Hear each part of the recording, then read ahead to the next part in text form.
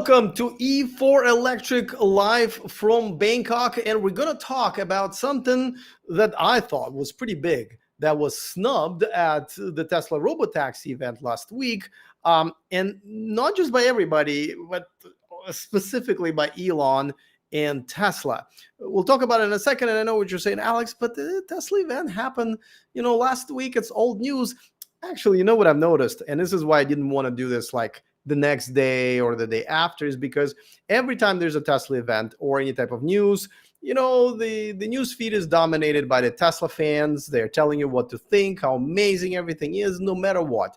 But then things come down and rational people jump in and say, oh, looks like robots weren't really talking to you using AI. There's a person on the other side.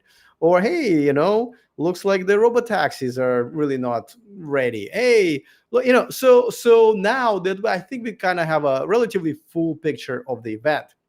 So, and by the way, feel free to let me know what you thought about the event. What was a positive? What was a negative? I don't mind going over it. I think there was some positive and some negative.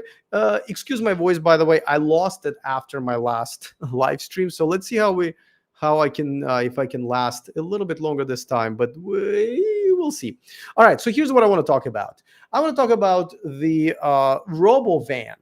Right now, listen, we all saw it. It does look like a toaster machine, and that's fine. Here's what I think that people have not thought about, which, I mean, I don't know, did Tesla never think about it? Here's the thing. Robovan should have been the front and center of the event, because robovans can be on the streets of America, Europe, China, even here in Thailand within just as fast as they can build them. And there are plenty of robovans that are on the streets right now in many different countries, because robovans or whatever buses, autonomous buses, are not that hard to essentially program to always run through the same route. Most of them, like, that's literally their job, is to go around and around in the same route. Of course, collecting data on top of that.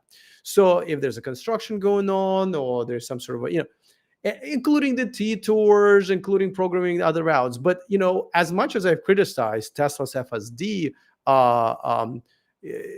technology that's not at all self-driving right now, and it looks like it's going to be many years, many experts now predict, until it's actually going to work. A robovan is Tesla absolutely 100% ready for that. And of course, you're going to say, well, Alex, it essentially kind of has to be mapped for that area, and that's not fun. That's, but actually, if you Tesla, just like any other company, like Waymo and others, they have to earn trust from people. And I don't mean from Tesla fanboys.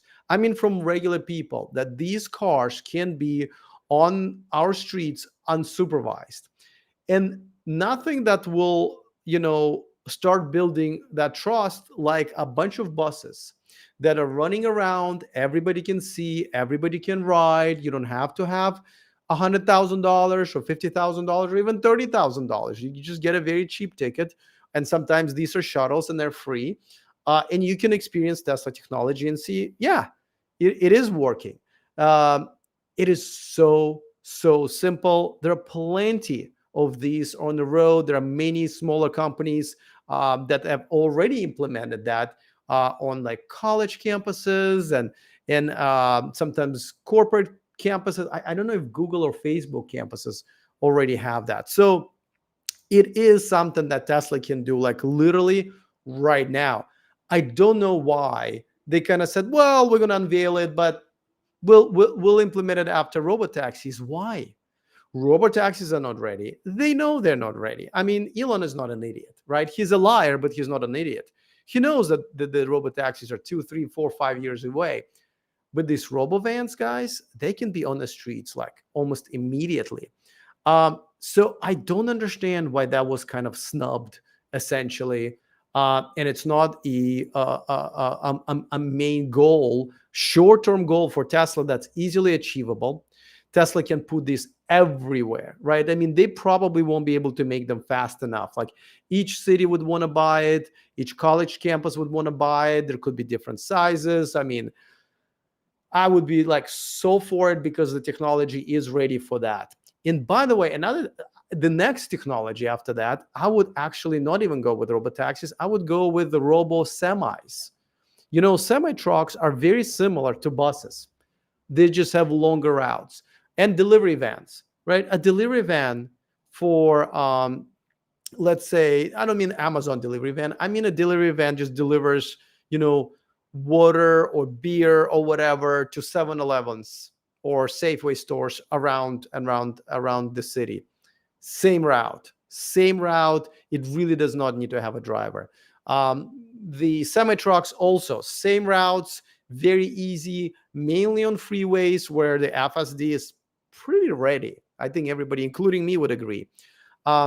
So I am surprised that this is not how Tesla is actually implementing this technology. And implementing technology is not just the technology. You have to implement that trust. And right now, people don't really trust Tesla in a lot of things, and specifically with FSD, with all the negative news. And but again, everyone's been talking about the event, and of course, Tesla fanboys like, oh my God, look at those robots, how they move so amazingly. Look the way they talk. This AI is amazing, right? And the robotaxis and all that stuff. But I mean, I don't get it. He's a smart guy. This could have been something that's implemented step by step by step, and also certifications. You have to work with different states and countries to certify these and to be allowed to implement the self-driving technology in these towns. I mean, it's still, it definitely relies on trust. And if you want to ask the state of California, hey, trust our robotaxis, it's going to be much easier to convince them if you already have robo vans and robo semis driving around unsupervised with a high level of success, low level of accidents, if not zero altogether. And it is definitely beyond me. So there. I haven't seen too many people talking about it, if anybody, but this has been the biggest disappointment, and something that Elon can correct within one tweet.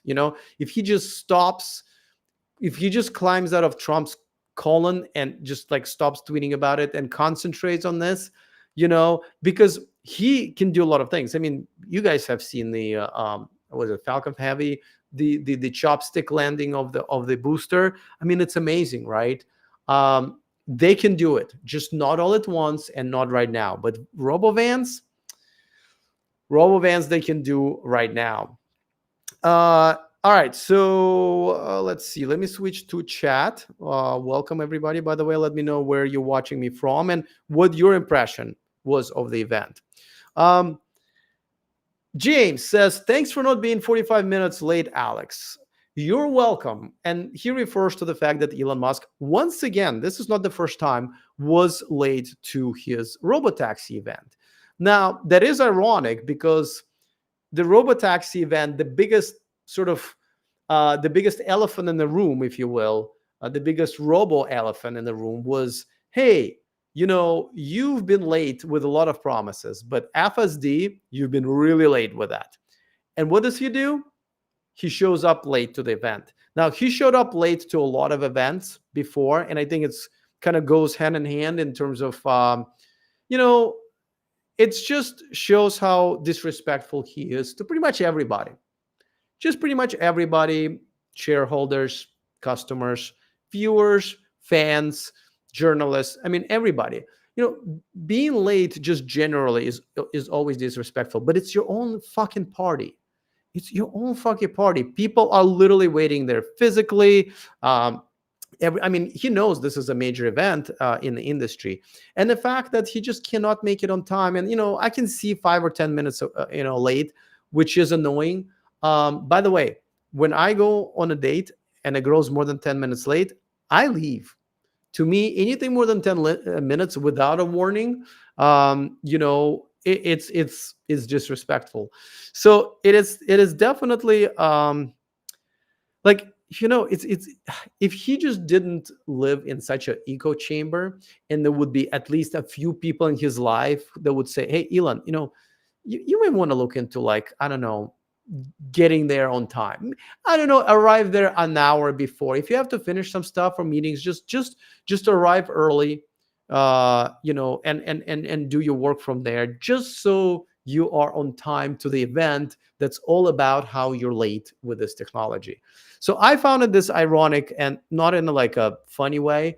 Well, I guess a bit of in a funny way, but and I forget which event I was. I was at the Cybertruck event, Model Y event, but at least one of those events, we were like, "Where are you, dude? Like, is everything okay?" So it just shows that just he doesn't have respect for you guys, just or us guys. So it is what it is. Let's see. How is life in Bangkok? I love my life in Bangkok. The only, I mean, honestly, you guys been probably listening to me rave about this place for a while. The only thing that's coming up right now that's not going to be awesome is the pollution. And some people are not affected by pollution much, but I am. So essentially, at first I thought, well, maybe I'll just go into one of the beach towns, like in South, beautiful beaches, and just chill there for 2 or 3 months. But I was like, I have a beautiful apartment here. I have friends and stuff. So I don't want to do that. So I think I'm gonna have to move my life indoors more than before, and that's possible because, like, these malls here are mini cities. You can never go outside and be perfectly fine. But in my case, I play soccer, and there are no indoor facilities here. All soccer is played outside here, and as soon as this the AQI hits over 100, you're not supposed to be breathing very hard, and you can't play in the mask. So it's a bit, but yeah. Other than that, the life here is so good. Um, yeah, I just this morning I went to the market across the street, and I had my favorite food, which you may find a little disgusting, but I love it. So it's chicken, boiled chicken with rice and soup, and I also got two little sticks of chicken hearts. I love chicken hearts, and blood cubes, chicken blood cubes, and all of that cost me less than $2, and there was no line. The service was great. The food came out within like 2 minutes because everyone's waiting for you to arrive. Everyone's waiting for you to arrive. There's so many food vendors here, so it's just like, people have been asking me today. It's like, hey, have you visited, back in America? And I know I'm going to next year probably, but I'm like, oh God, like, can I really walk into a restaurant and pay $30, 40, $50 for a meal that they've GMO'd the fuck out of, and where here it's fresh and organic essentially? And I don't know, guys. I don't think I can, but I'm gonna have to, because I want to see my parents. I want to see my friends. I want to see Santa Cruz, the best place on earth. Yeah. All right. Jonathan says maybe Elon was 45 minutes late because his robotaxi never arrived. That would be hilariously ironic, or ironically hilarious. That would be kind. That would, yeah. And who knows? There's that's why I don't always want to do my sort of take on on anything like right after, because the best, juiciest stories come out after a while, right? Psychonomics says air pollution can significantly increase risk of metabolic cardiac disease with related disorders. Thank you, doctor. Yes. Well, here's the thing: air pollution is everywhere. When you go to a restaurant, for example, and the kitchen is it's an open kitchen, which is kind of a thing nowadays, especially in the US, or coffee shops. Like, I have a little here, I'll show you guys. This is the This is a pollution measuring device. And when I lived in Houston, I brought it with me. And the highest pollution I've ever seen was at the coffee shop that I was at, because, they were running a kitchen, and, all the smoke from there was, in a coffee shop. And I would sit there for 2 or 3 hours, like a lot of people, actually working. So, and a lot of cities are just flat out polluted anyway. But here, like, I'm sitting right next to an air purifier. As you can probably see, the air here in my apartment right now is pretty much as pure as it is in Amazon forest. I'm not kidding. Like, it literally is just like, so because people are aware of this, we all have air purifiers, malls have air purifiers, so a lot of times when you do go indoors, the air is so much better than you guys have in Western countries. But listen, it is a problem. It is absolutely a problem, not just here in Bangkok and many other cities, but including Los Angeles and New York and stuff like that. And, but that's why I also do checkups here. Checkups here cost about $500, $600, $700, and they check everything. They scan the whole body. They do a really, really long list of tests, blood tests, urine tests. No hole is left uncovered. I can tell you that for sure. So because of that, and because things are much more affordable, and healthcare is just more accessible here, good healthcare, you can monitor what's going on with you and take precautions if you need to. All high in cholesterol. Well, boiled chicken and rice, skinless, by the way. But listen, it's still better than GMO stuff. That's also high in cholesterol and other things. Well, GMOs aren't the problem. It's highly processed foods. Actually, they're both problems. They are GMO food is definitely a problem.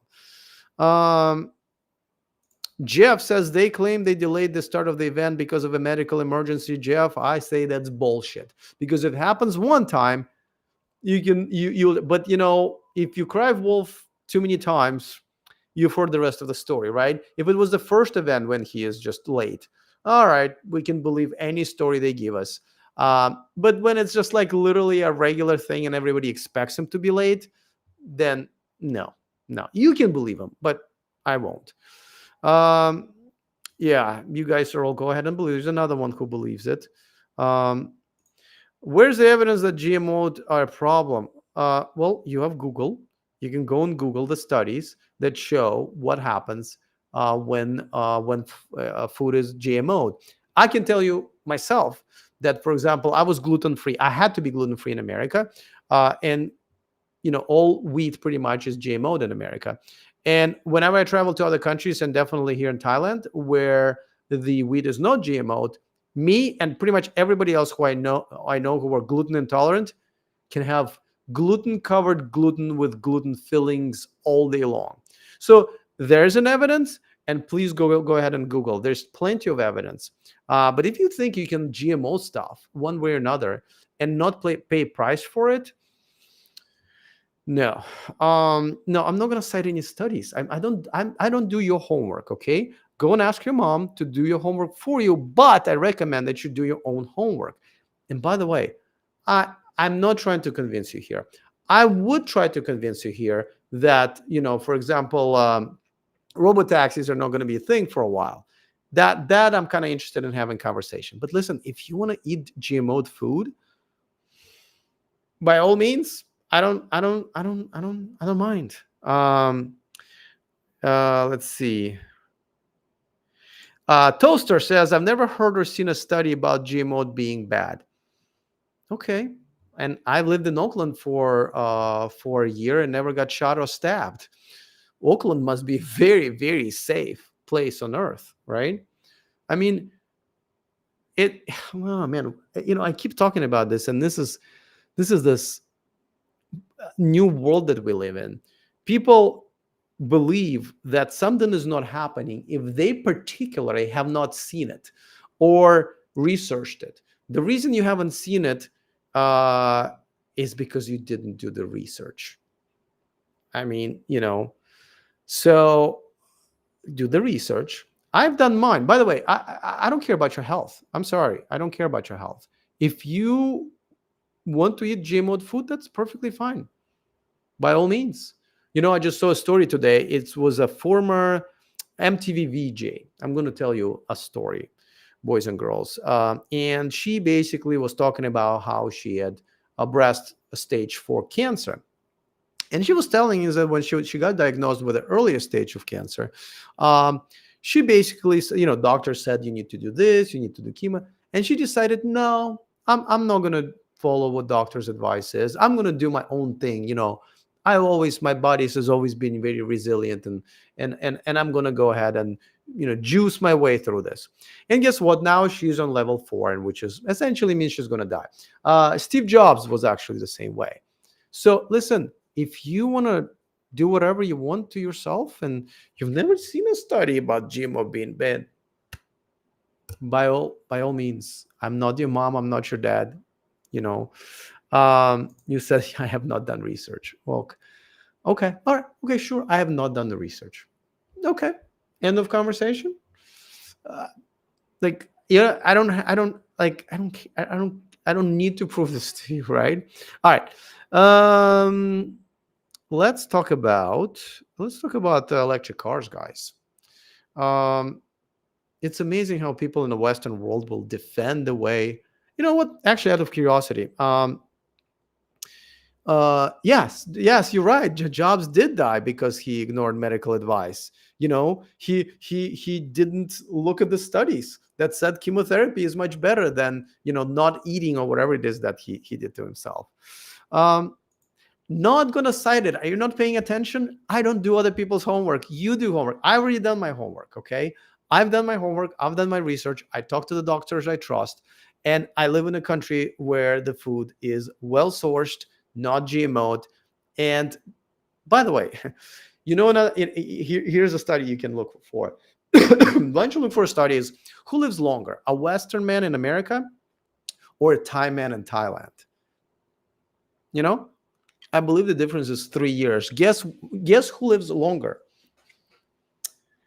All right. So, all right. Let's talk about electric cars. I don't know why I got sucked into this conversation of GMOs. Everybody's a fucking doctor nowadays. Everybody knew everything about COVID and masks, and now you guys know everything about GMOs. Okay. Um,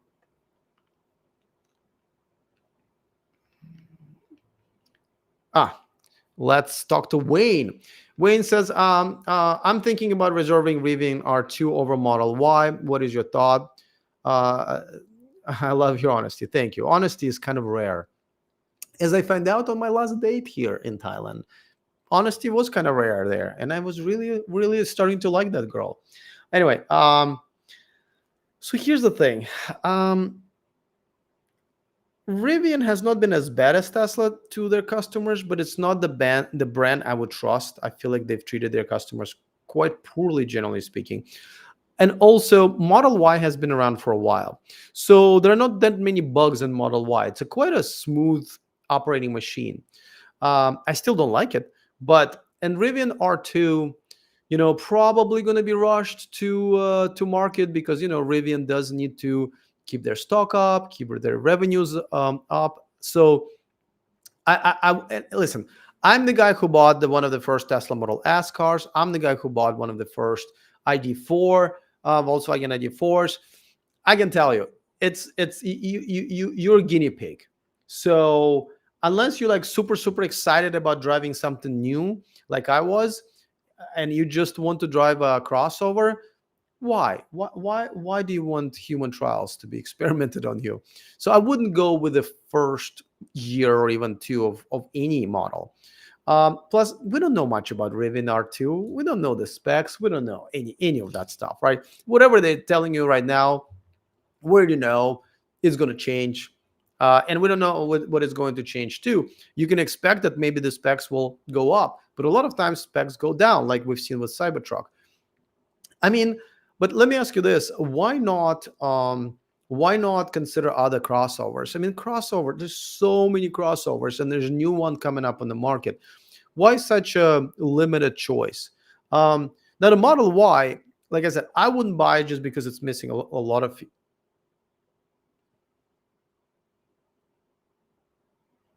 Did you guys just lose me? Uh-oh.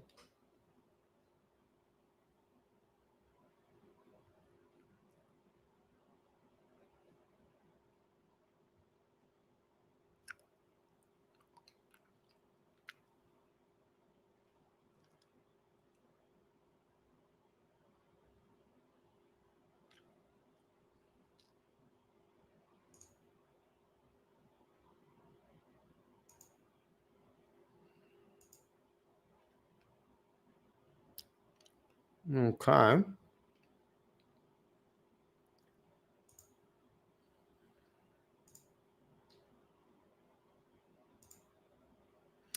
Guys, I don't even know if you can see me. Oh, I'm back. And my screen just went completely blank. So let me know if you guys still can hear me so I can continue. Uh, I love technology. Um, oh, you cannot hear me. All right, that's not the worst thing. So let me fix that. No, you should be able to hear me. Can you hear me okay? All right, I'm back. I have no freaking clue what happened. So I'm just going to continue for now and hope somehow this will fix itself. All right. Where was I? I completely forgot. Like this, just like the screen just went crazy. So let's see if I remember. Oh yeah. So crossovers, um, Model Y. Oh yeah. So the reason I'm not a big fan of Model Y is because it's just missing a lot of features that I absolutely require in my car, um, if I ever have one. You know, Android Auto, the instrument panel, door handles that you don't have to drag out of the body of the car, and many other things. So, but if you are okay with those, you know, I yeah. So you guys know what I think about Model Y. I'm just buying a Tesla product. Um, so Wayne, just to finish up, I would suggest that you look at other um, other crossovers, and the list is very very long, and there's new one coming up, coming every month, coming to the market. So that would be my recommendation. Dog Noggin says, "Good to see you, Alex. I went from Model S to XC90 Recharge. I love it. The build quality, yeah. I mean, you go from Tesla, which is one of the worst built cars in the industry, to a Volvo, which is one of the best built cars in the industry. You're definitely gonna at least notice the build quality and in outside and on the inside. And for those people who do still appreciate build quality, it is important. Now, Tesla's build quality used to be awful before, right? Now it's just bad, but it's still, this is not comparable to a Volvo. Okay, let me go back. All right. Doug is asking, do you think a $30,000 used 2023 Mercedes EQB from Hertz is a good deal? Okay, so first of all, I don't have Kelley Blue Book in front of me, but we can all Google that. Of course, it depends on the mileage and the condition. Mileage is super important for Hertz because, you can essentially think about this way. Think, let's say a car has 10,000 miles on it. I would say on average, and I'm just guessing, I'm sure this can be Googled as well. Each person who rents a car rents it and drives it at 100 miles. So that means that the car with 10,000 miles, 100 people used it, right? And as you know, people don't care about property that's not theirs.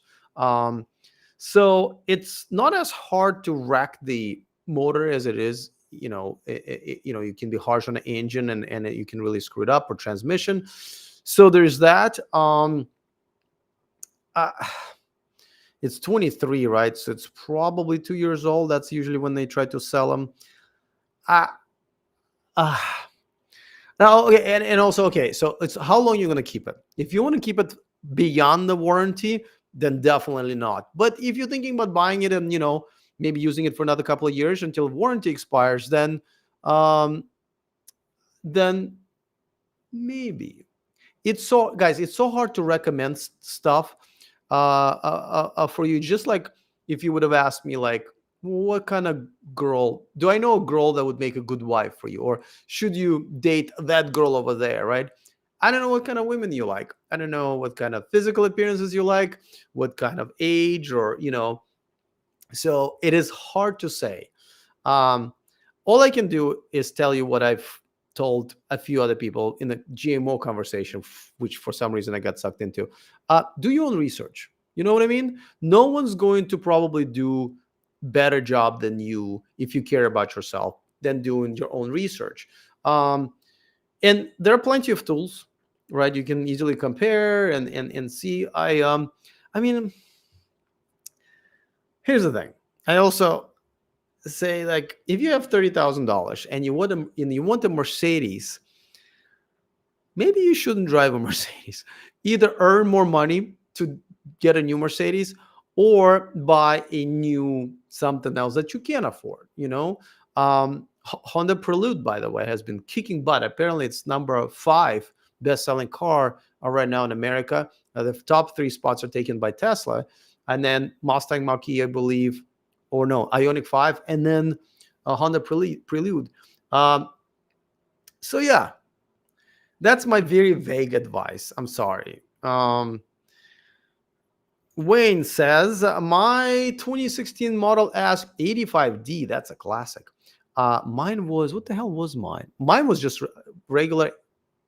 Yeah, my first one was regular 85. Mine was 2012. It's an amazing car. It's done 135,000 kilometers, which is about, what, 75,000 miles, and never had anything break down or fail. Whoa, that's pretty good. It's seamless driving. This absolute rocket for absolute little money. Just buy a Tesla. When you've gotten really lucky, you know what I mean? And it's not usually how people experience, especially earlier Teslas. So congratulations on being lucky, but I wouldn't recommend trying to get lucky to other people with Teslas. Wayne says, I will consider other crossovers. Thank you for your response. Keep up the great work. Yeah, I mean, just like with everything, just ask yourself, what are the top 5 things that you must have in the car, and what's your budget, and what are the top 3 things that are deal breakers. And I think usually the answer comes to you based on that. That's how I run my dating life. That's how I pick the country that I live in. And I think that's a pretty good way to pick almost anything, or make almost any good decision for yourself. Of course, these are all decisions for the future, so it's tough. You can just try to make the best decision you can. Rob Miller is here, and he continues to, I'm going to go with shower me with money. Rob has been super chatting insane amounts of money, which are even more insane here. Rob, I really appreciate it. And he's already gone. Sorry, I have to head off to a meeting. Thanks, Alex. Got to run. When Rob doesn't attend these, sometimes he will still super chat through the thank you feature on YouTube. Man, love fans like that. You guys are awesome. Thank you so much. I really do appreciate it. Okay, next. What do you think about a used 2020 Model X long range? I want to get rid of my 21 Range Rover and go EV. I like the Model X because of the extra rear seats. What mileage max should I look for? Here's the thing. With Teslas and almost any car that doesn't have either a good record or not any record yet, and Tesla definitely does not have a great record, I would not go beyond something that's covered by a warranty, because the repairs on these cars are very expensive. They're also very limited a lot of times to just Tesla certified shops, which means they are not only expensive, but the wait time can be quite lengthy. because of the parts, because of the availability of the technicians. I'm assuming the technicians that can work on a Model S, Model X, there are less of them that can also work on 3 and Y. I think 3 and Y technicians are probably not certified to work on the Model S and Model X. Model X is probably one of the most complicated cars out there. So I would say be very, very careful with that. If it's not under warranty, which it probably isn't, I would stay away. As Model X is definitely my most favorite Tesla in the lineup. But if it's out of warranty, and listen, if you need the extra rear seats, why not consider EV6, Kia EV6? Why not consider Rivian R1S? And then what else? I feel like I'm missing something with one extra row. Yeah. Doc Nogging says, wait till the car breaks down. I had a minor accident and it cost $35,000 to repair, and the car was out of for 5 months. That's not a craziest the stories that I've heard about Teslas. I remember when I had a Tesla Model S, and it was parked, and somebody just kind of backed into it and smashed my one of my brake lights, and still damaged the body. I remember it was like 2 months, I think, and $15,000. I mean, it was insane. JW says Elon wants us not to have a car and call his company Cars for Everything. Stop, Elon. Well, listen, I don't mind that. You know what I mean? If like Amazon, for example, is going to provide good products for reasonable prices with good service, then why not? I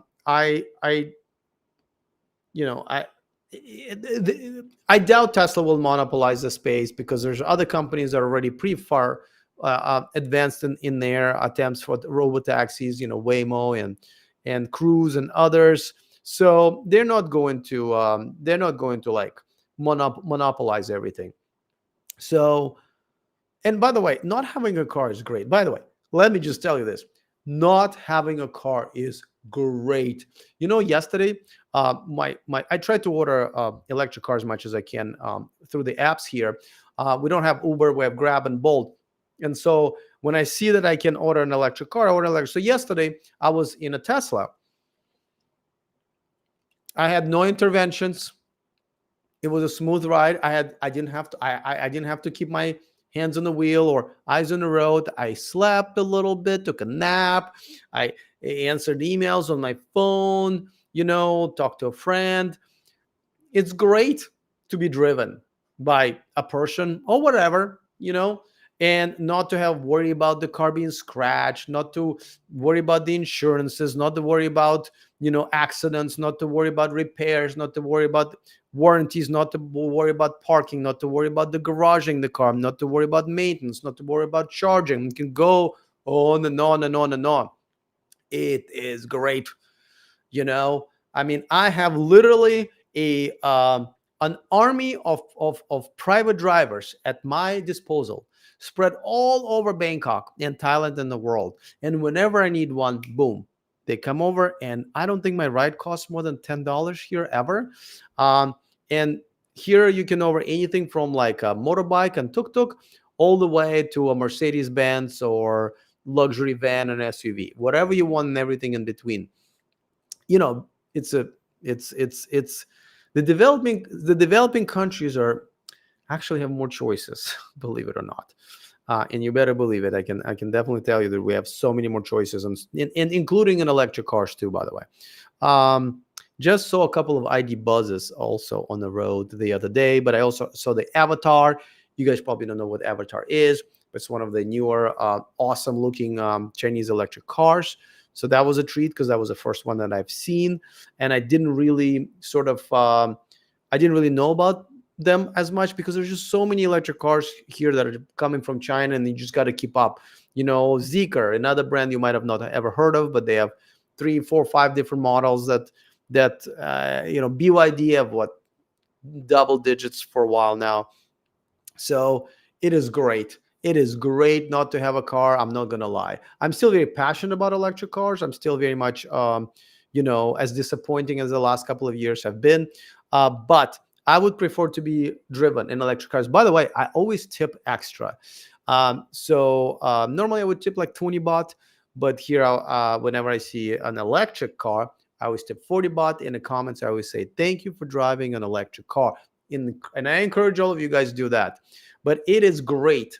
The robotaxis have been part of my life for now a year and a half, and it's been great.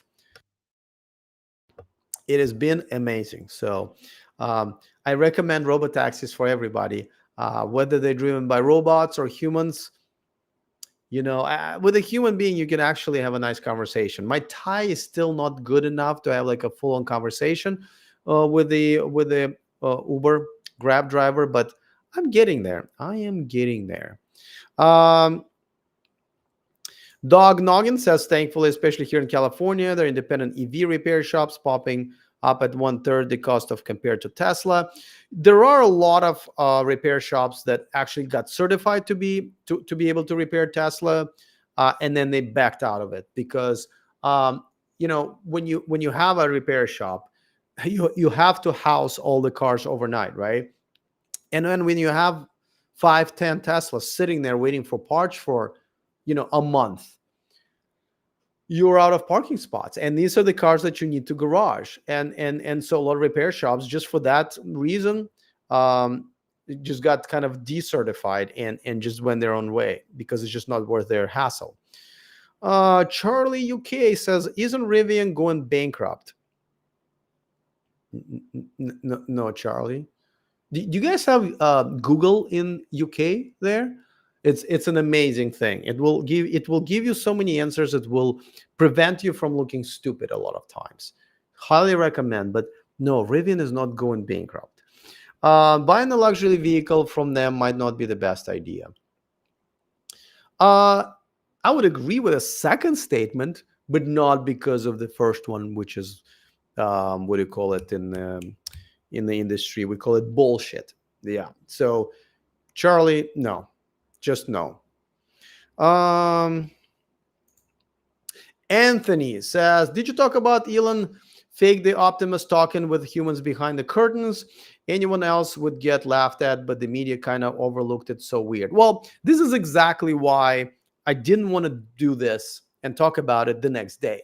Because like same day, next day, people didn't know that. It wasn't until like all these videos from Tesla fanboys and girls who were at the event,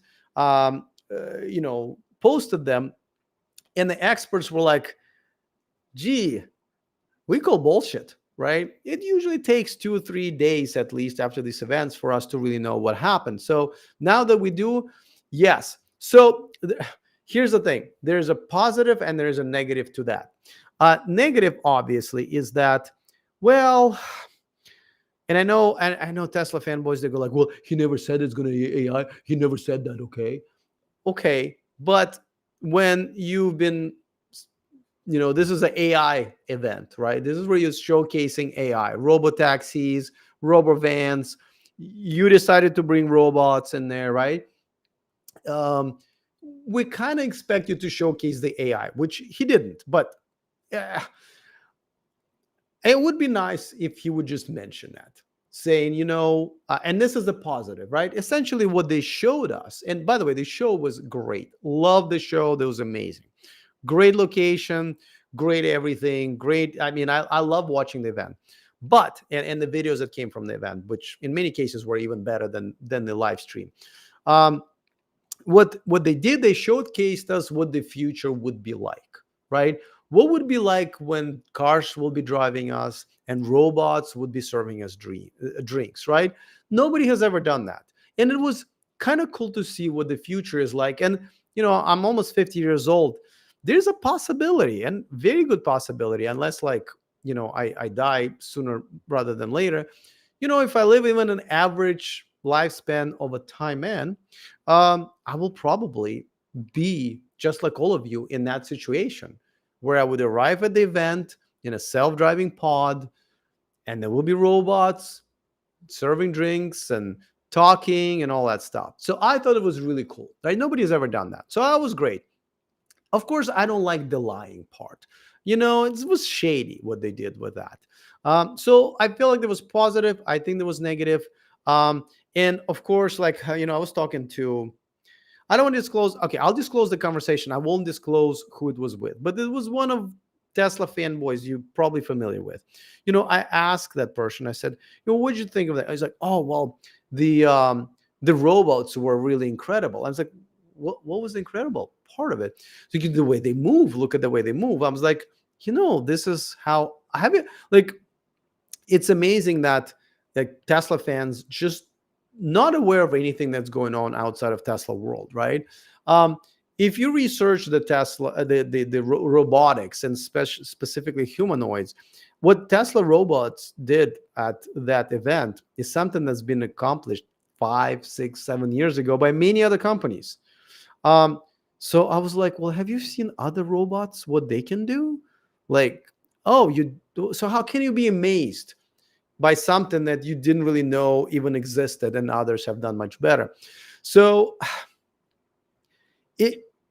another positive, I'll give you another positive is, there is a good reason why those robots, nobody ever heard of them. I bet if you're watching me, you probably have not seen other robots, humanoid robots do much, and the reason, and whenever Elon Musk does something and Tesla does something, right, that puts it on the map as a thing. And I think that now that humanoid robots is a thing, and Elon made it a thing, the other companies that are much better than Tesla, one will feel like, hey, competition from Tesla is coming, so we better like chop chop. Secondly, more money from investors will probably be coming in because, Elon's giving this free promotion, right? Elon just promoted every single company that's going to be and is making robots right now. So there will be more investment. This will probably move forward faster. Does every idea coming out of Elon's mouth becomes a thing? No, but a lot of them do. So I thought it was actually a cool preview, and it's great to put it on the map. I hated the way he did it, but I'm glad he did. Does that make sense? What's next? Cohen says, no Tesla 2 in the next 10 years. A normal cheap EV for the masses, so the Chinese will take over the EV market. Chinese will take over the EV. I mean, I can see that on my window now. Sorry, let me get another cough drop so I can last a little bit longer, guys. I already lasted longer than I thought.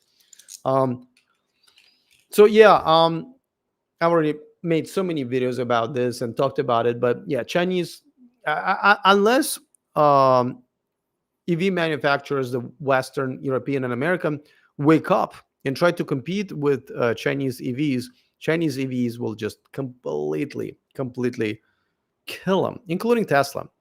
I can see it on the street. When I got here, all electric cars were pretty much Teslas, maybe 80%. Now, I don't want to say I rarely see a Tesla, but maybe 1 out of 10 electric cars I see is a Tesla. Like, seriously.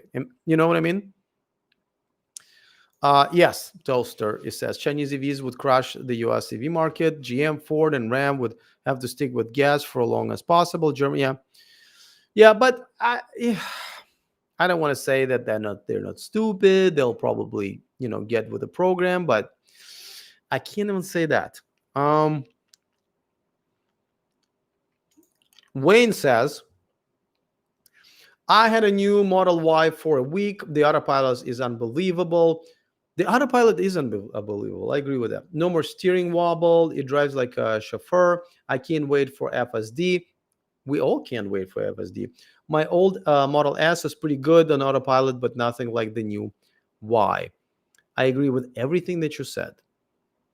If only they didn't bullshit everybody with a name and named it appropriately, then I wouldn't even mind people paying $15,000 for it. Like, if you want to pay $15,000 for a good driver assistant, by all means, just like whoever here in the chat believes that GMO'd products are good for your health, no problem. Your money, your health, your decisions.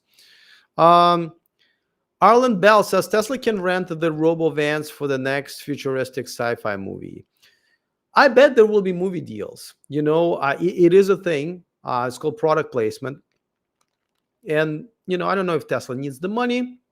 I think it might be the other way around, that the movie would want to, or TV show would want to feature Tesla, but but it is possible. Let me see if I missed anything.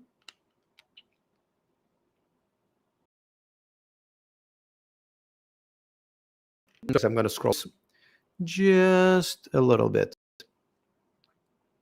Oh, Tony said, I'm waiting for Canoe and Aptera. Man, you just love technology that might never come to the market. Canoe, I don't see how it's going to come to the market, at least not to the consumer market. Aptera, I feel like they've already kind of missed their mark. I mean, they've taken too long, which kind of tells me that maybe it's not the product that the market wants, So, but nothing's wrong with either one. I mean, Canoe has always been a shady company, though. Aptera hasn't been. I had their CEO on my channel. He's been very open, and he's been very open to giving interviews to whoever wants to talk to him in the media. So kudos to him for that. Tony says Elon's politics makes tie-ups difficult. I had to admit that I was wrong, because I thought that Tesla's deliveries were going to crumble and the stock was going to follow, and I was wrong. The Tesla deliveries were way better than I thought. As a matter of fact, they were better than last year's. And I thought, gee, you endorse a candidate that half of the country hates, and a lot of that part of the country are the people who like electric cars, and nobody cares. Like, everybody continues to buy cars from you. Yeah, and this is why, honestly, you probably noticed already, like, I don't want to talk about him anymore. It is what it is. For some reason, people love him. Shareholders love him. I can't fight. There's no reason for me to fight this anymore. I think everything I want to talk about is just Tesla related. I don't want to talk about Elon. He's been a huge disappointment.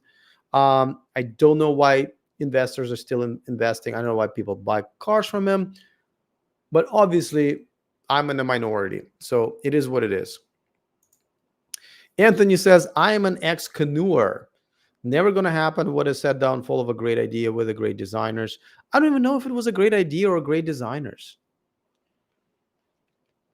Like, how Cybertruck has like too many edges? I feel like Canoe has too many round corners. It's almost the anti Cybertruck, if you will. I never dug the design. Sorry, just never did.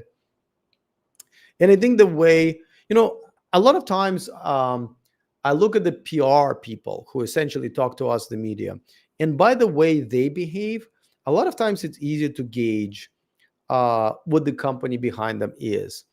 It was easy to do that with Volkswagen, definitely Tesla, Rivian for sure, and many others. And Canoe had shitty PR people, like just fucking rude and irresponsive, when almost nobody had PR.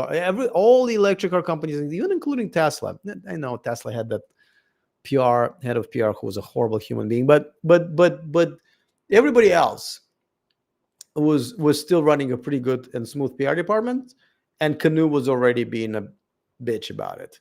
And I was like, yeah, that company, something's shady about it, and looks like I was right, unfortunately. I love being right, but I hate a lot of times what I'm being right about. Does that make sense?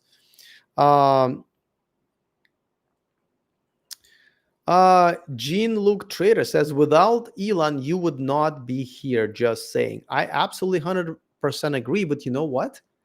Elon would not be here without me either. And I don't mean me, Alex. I mean people like me, because unlike you, who probably heard Tesla's about the Tesla, 2, 3 years, 4, 5 years after they actually were a thing. I was one of the first ones to buy the Tesla Model S. Without people like me buying them, without people like me buying stock, I still bought the original stock when they were just in double digits before any split. Without us supporting the company back in the day when you guys, a lot of like this guy, right? Tesla would not have survived. They had a really hard time surviving in the first place. But without people like me buying these cars, trusting them, investing into stocks, you wouldn't be making this comment. You see what I mean? So but don't forget, I spent $100,000 on my first Tesla Model S, and there was no like leasing. You had to dish out the actual money. And as you can see, it's not uncommon for a new car company to go belly up. Fisker done it twice. Well, Canoe's probably going to do it. We had, Lordstown that's already done it. There's 2 or 3 others already went belly up. Tons of Chinese companies go, So at that time, I gave my money to a company that could have completely taken it and gone belly up. The stock could have crashed and I would have lost most of my money, right? So we've taken a risk on Tesla also, and we absolutely deserve some credit. So this comment, as smart of a comment you thought it would be, I bet you didn't realize that I was one of the very first people who actually supported Tesla, right? It's very easy to look silly on social media, right? Lenses Lens. Well, I have a lot of new people today. Where are you guys coming from? YouTube. Okay. I'm streaming on like 5 different platforms right now. Whoever the CEO of the company doesn't factor into me deciding whether or not I'll buy a product. I agree with you most of the time. I'm the same way. However, most CEOs are not very public about their personal opinions, personal lives, and so forth, right? So there's a good reason, by the way, why Tim Cook did not come out until later, right? As an Apple CEO, and I think he was VP before that. But in this situation, Elon is a very unique everything, including unique CEO. I mean, when you endorse a political candidate, in this case, like, check this out. So he endorsed Donald Trump, right? And then he created, what is it called? Super PACs, right? So essentially, you can easily argue that when you buy a Tesla, you give money, or Starlink or whatever, or as I did, I gave him a little bit of money because I had a checkbox on Twitter. I just canceled that. But so when you give him money, part of it goes to Donald Trump, one way or another, right? And if you are, let's say, a hardcore Democrat and you hate Donald Trump, why would you essentially pay for a product that essentially donates proceeds from it to the guy you hate, right? That's why this is a unique case, Anthony said you didn't like the lounge seating idea. What do you mean? Clarify that. Wayne says Lucid won't make it either. Well, Wayne, but you got to explain why. I mean, they just got another injection from and by the way, do you know who's essentially is their main investor? It's the Saudi Arabia, I think National Fund. I forget what it's called, right? So essentially, it's Saudi Arabia's car company, and guess where their next factory is going to be? It's going to be in the Middle East. So, and those guys take a huge pride in where the money goes, and especially if it's a publicly facing brand. So, and they have tons of money. Lucid probably will never go belly up because they just won't let it. It's a pride thing. So I strongly doubt that Lucid will go belly up. They've already exceeded their expectations of deliveries this year, I believe. I mean, as long as they continue with that. They still have the cars that have the longest range out there, fastest charging, fastest 0 to 60. fastest quarter mile. Um, you know, they beat Tesla at almost everything that matters. So no, I don't believe. Like I said, check who is giving the money. By the way, they just injected more money into the company, like last quarter. Um, right. Most people can't even name the CEO of other automotive companies. Yeah, and they shouldn't. You know, I don't know who's CEO of a company that I bought this microphone or the camera or laptop. I have no idea, and I have no interest in that. But I bet CEOs of these companies are not on Twitter consistently forcing their opinions on people, or at least letting them know, or saying something stupid like, hey, I'm going to endorse one candidate knowing that the half of the country hates it, right? That would be a great way to do business. So, I buy the product because I really like the product. He can spend his profits however he wants to, even if I don't approve of it. Well, listen, like I said, fair, but there are a lot of people who do mind. They do mind when their money is being taken for something. Like, okay, would you spend the money on a product? I'm asking you, sir or ma'am, if you know that part of that money goes into, I don't want to pick a something because I don't know if you're for or against it. It's um, yeah, I'm struggling to give you an example, but maybe you can tell me what's one thing that you hate the most. Like, for example, I would not buy a product if the money goes to organizations that are like anti-Semitic. You know, I like I don't care how good the product is. If I know, it's going to a hate organization, then I'm not going to do it. Some people might, but for me, no. Charlie UK says, despite instituting cash preservation measures, Rivian's management believes the EV maker only has enough liquidity to last through the R2 entering production in early 2026. Okay, yeah, until somebody else gives them more money. Their investors is like Ford and Amazon. So, and if one thing that RJ Scaringe, their CEO, is really freaking good at is getting major company invest major money into it. So I have no doubt that if they gonna have to raise another round, like Tesla's done many times, by the way, and there are different ways to do it, they absolutely will do it. So, I mean, it is still a company that's developing and fighting for profits. So they now know that in a year and a half, they need to start being profitable or getting another injection of cash. That sounds quite a reasonable timeline, if you ask me. So I don't see Rivian going belly up anytime soon. However, don't forget they are introducing the R2. It is going to be sold um, to a higher number of people. And as long as companies progressing towards profitability, there will always be investors ready to invest into it. Amazon took 10 years to be profitable, and people kept giving him more and more and more money. So this is just too simplistic way of thinking of things.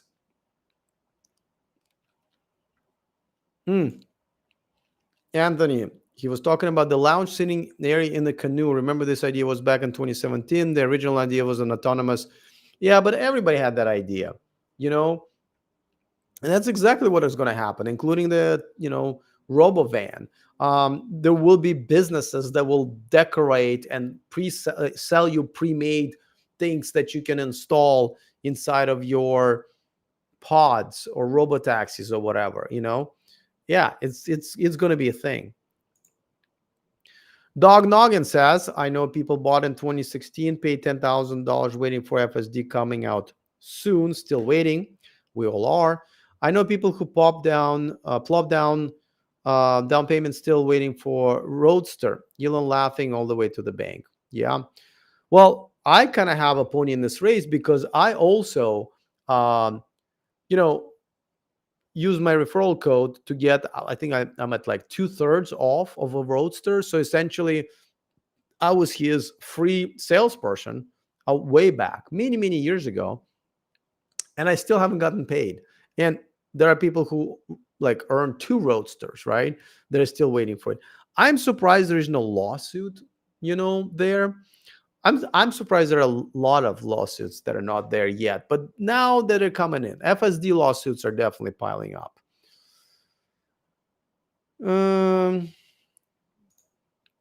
Lens says you're absolutely right, and I wish Elon had some more common sense and some sort of a filter. Maybe he's losing a lot of potential customers, but he's also gaining some sales from the MAGA crowd too. No, it's not. They've already done a study. And Democrats, people who are like Democrats or liberal, said that, yeah, they are way less likely to buy a Tesla. And Republicans or conservatives said that it doesn't really change their mind one way or another. There is a study about that. I think 2 months ago they've done it. Check it out. So that was a result that he has not gained any specifically customers because of that.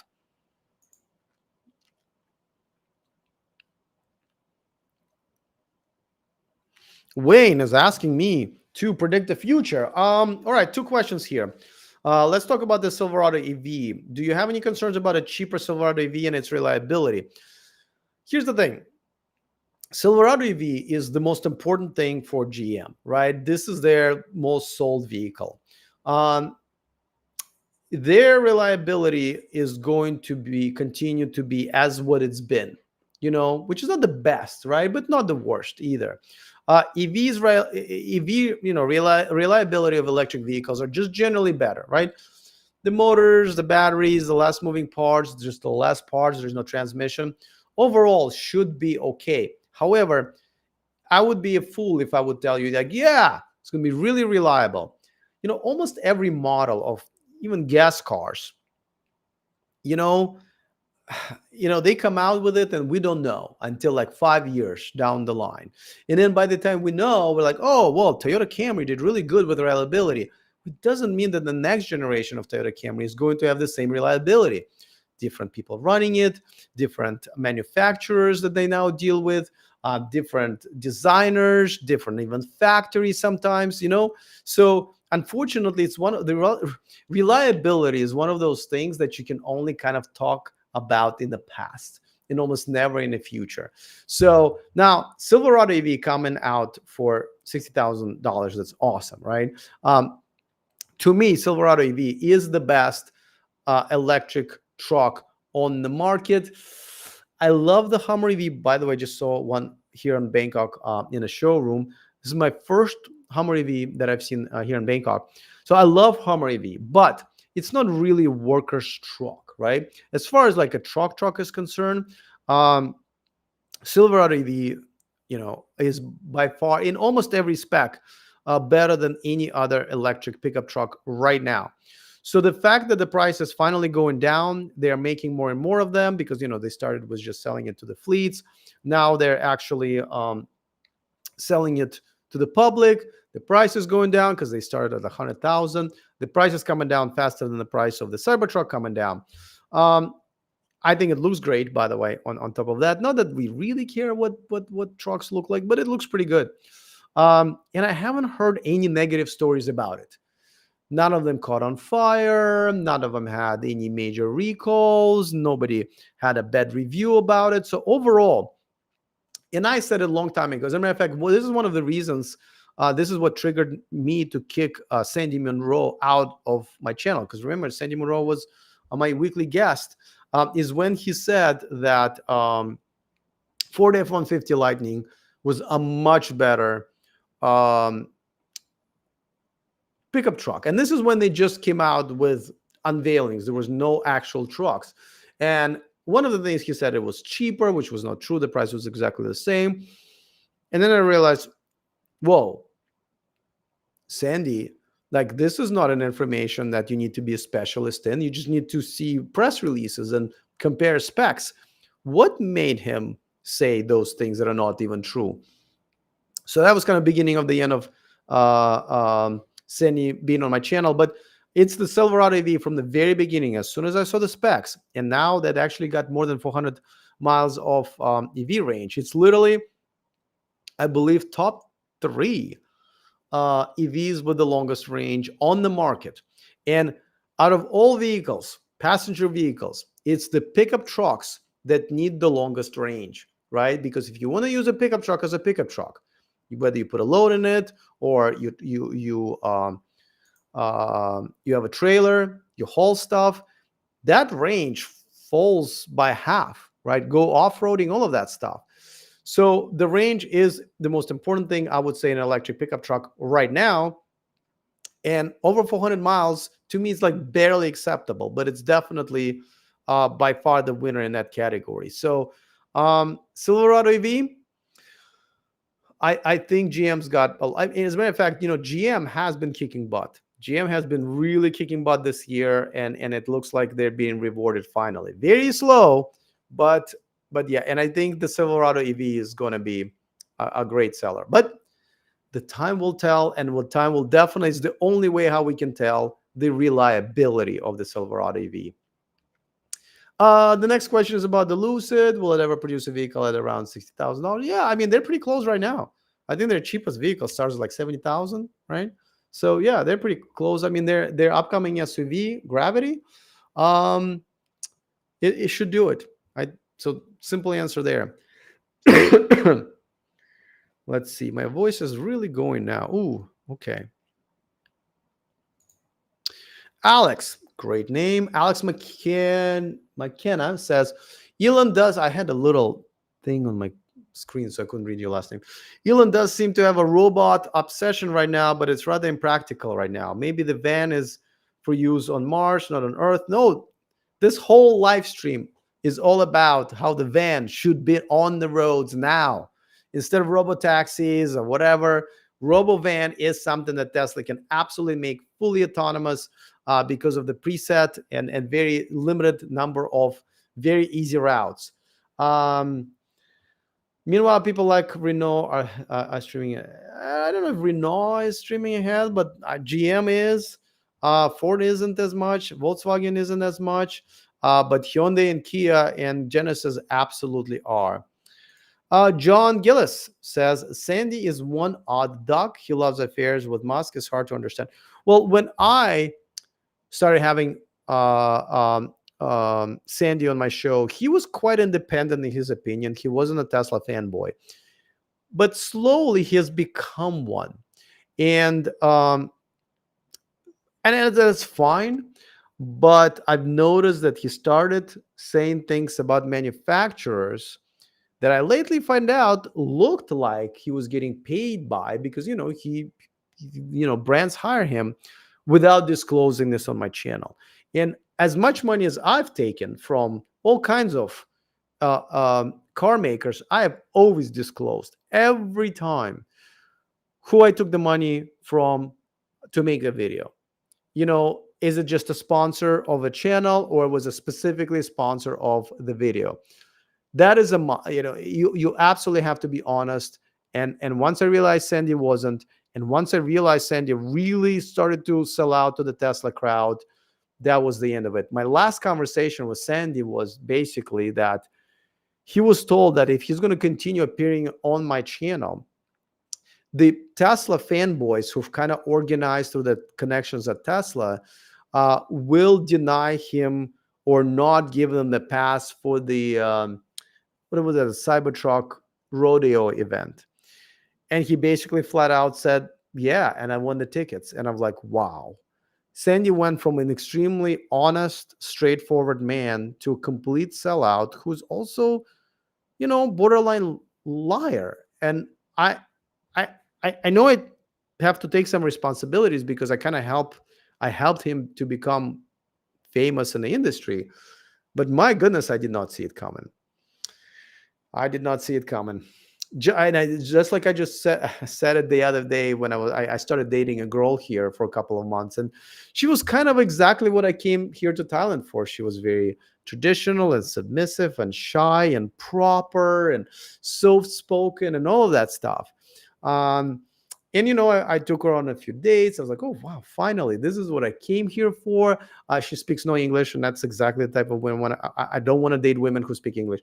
My Thai is kind of sort of starting to get good enough for me to be able to communicate a little bit. And boom, after the third date, she told me like, I have to tell you something. I have a boyfriend, and I'm cheating on him with you. And I'm like, this is this is how I felt with Sandy. That was just heartbroken. Yeah, it's all right. It's okay. And the thing is, she's much younger than me. She's literally half of my age. And usually, and correct me if I'm wrong, there is no study. I know you guys are holding me down to like data today, which I don't have a problem with. But I thought it's older people who end up cheating on each other. I've never cheated on anybody, by the way. I never will. But, honesty is a big thing for me. But this girl was really young.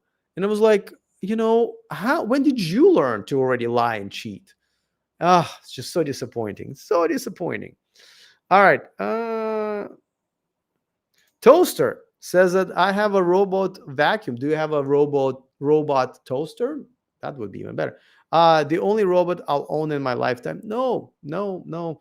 You will own other robots, and you will like it. Wayne says, I have almost test driven every electric car in Perth, Australia since my first test drive in a Model S. P100D, nothing comes close to a Tesla here for a price and value. IKEA here is 110,000 Australian dollars, 73,000 American. Listen, it depends. If you like the acceleration, for example, that's hard to beat. Though we know who can beat it. Lucid. But hey, listen, I'm you do you, man. As long as you drive an electric car, we will be friends forever. I will further my research, says Wayne, on the Silverado EV and put it on my list. You should, and I would love to know what your research came back with. Anthony asks, what do you think the future of the EV market in the US will be like? Be like? I'm horrible at reading, whether it's English or Thai or Russian. Given the heavy tariffs of Chinese EVs, which are arguably better than a lot of our options here, we need competition. So, as somebody who lives in a country where there are a lot of Chinese EVs here, I wouldn't say they're better. They're better for the price, right? So, for example, the BYD Seal, is it better than the Model 3? I mean, I would argue yes, but like generally speaking, it's the same. But it's cheaper, right? So for the price, yeah. Now, so here's what's going to happen with tariffs. You guys do understand that tariffs are on Chinese-made electric vehicles. And as a matter of fact, it's right now affecting Volvo cars because Volvo electric cars made in China and imported in America, and that's what the tariffs is actually going to get. What's going to happen is what's been happening for a long time. There's no secret here. Whenever BYD and Chinese manufacturers decide that they want to come to America, they are going to build a factory in America and build those cars in America. No tariffs. And their batteries too. So they're kind of playing around with Europe right now, little by little. They're figuring out how to win Western markets. They've already kind of entered Canada and Mexico. They're really surrounding US, right? Whenever they're going to do it, they're just going to build factories, and that's it. Game over. If American industry is not prepared, because I got to tell you, these cars are impressive. If I was to buy an electric car here, honestly, top 5 would be Chinese. Steve says Elon is focused on FSD becoming a FSD in 2025. Assisted FSD? Yeah, well, he had to add that word. There was never FSD, by the way. Either he is right that FSD is both doable and requires AI or not. If he's right, Tesla is the only company with AI infrastructure to accomplish FSD. You don't know what Chinese companies are doing. And I can tell you, XPeng is just as good at it as Tesla. And there are other companies that are not auto manufacturers that are doing this. So this is not correct. Um, and what do you mean by AI infrastructure on top of that? So I don't really know that. Okay, you guys talking to yourselves here. Actually, Wayne is correct. Sorry, guys. I lost my voice and I'm still struggling with that. Wayne says, what about your washing machine and your microwave or air fryer or tumble fryer and the garage door opener robot? Yeah, they're all robots. I mean, the washing machine is definitely a robot for sure. The Art of Value says probably wanted to wait until people had been drinking more at the party and it was completely dark for the light show. Could have just scheduled it later. I don't know what this is about. Sorry. Am I crazy or did I lose the conversation somewhere in my own live stream? They already got kicked out of my own, of my own live stream earlier. John Gillis says Sandy definitely has a man crush on Musk, hanging there with the ladies. Thank you. You're correct on both. Oh, we got a super chat. Sorry, super chats come first. $1.99. What do I have to do to earn an extra cent there to make it $2? Just so you know, City Bird, thank you. Interesting question. $199 here. You know, whenever you want to transfer to figure out how much money it is here in Thailand, multiply it by 4 or 5. That's how much further money goes here, unless you want to buy unless you want to buy Mercedes, for example, or Starbucks. But if you want to live in Thailand in a Thai world, then it goes much further. Okay. $1.99, which is about $10 here. I can literally buy a full chicken with rice and soup and a drink here for that. Can you share stories being harassed by Tesla fans? I mean, there's a lot. I mean, at some point, one of them found out where I lived in Sacramento and started sending me stuff like a pay on delivery. Like a pizza guy showed up and he was like, well, here's a pizza, you need to pay for it. I'm like, I didn't order it. So that was awkward. And then they sent a bunch of services, including the garage repair, all the way to like 2:00 in the morning. Now, luckily for me, I go to bed at 4 a.m. I still do. So it didn't really bother me as much, but people like found out where I lived and tried to actually like annoy me. Obviously, the biggest harassment happens online. The biggest one probably was from Warren, who actually lives in Bangkok, and we kind of sort of buddies now, though I haven't talked to him in person in a while. So he made a video about how trying to cancel me, right? And the video got some tractions. Now, obviously he didn't, and we ended up having debates and kind of almost kind of a weird friendship. But so that I would consider that harassment. There were other people who made videos about all kinds of false claims. I mean, comment section. Do you even consider comment section harassment? Because I'm not really even sure. Maybe I'm just so used to people saying mean things that just kind of bounce off of me quite easily. A lot of times I actually enjoy it. Like I will see a nice comment and I'll be like, all right, that's nice, thanks. But I'll see somebody like trying to challenge me. Sometimes I'll be like, all right, I have 10 minutes. Let me talk some shit back to these people, right? Let's have some fun. And it's easy because a lot of times people who come at me on social media, they're not very well equipped, and they usually don't even expect a response. And then sometimes I'll reply to them quite harshly, right? And they're like, dude, like that was kind of harsh. I didn't expect you would not be this professional. I was like, I don't have to be professional with you. You're a keyboard warrior. I'm going to have some fun at your expense. Why not? Saves me money on therapy. So I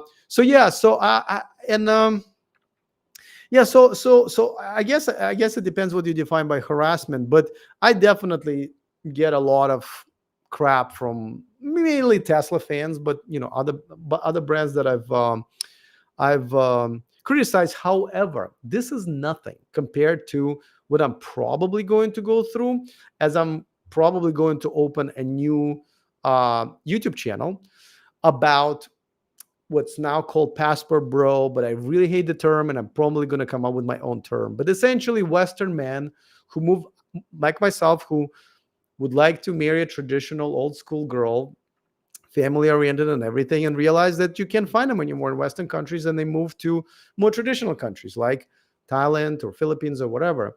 So that channel, I will, because I know other people who produce that type of content, I will absolutely have death threats. Absolutely. So this is nothing what's going to happen over the next few years. Luckily, I'm in Thailand, but I know that won't stop people, at all. So yeah. So those are some stories. And thank you for my breakfast. Wayne says your honesty on the EV market is why I subscribe to your channel. Please continue with this formula. This formula is not a winning formula for me or anybody.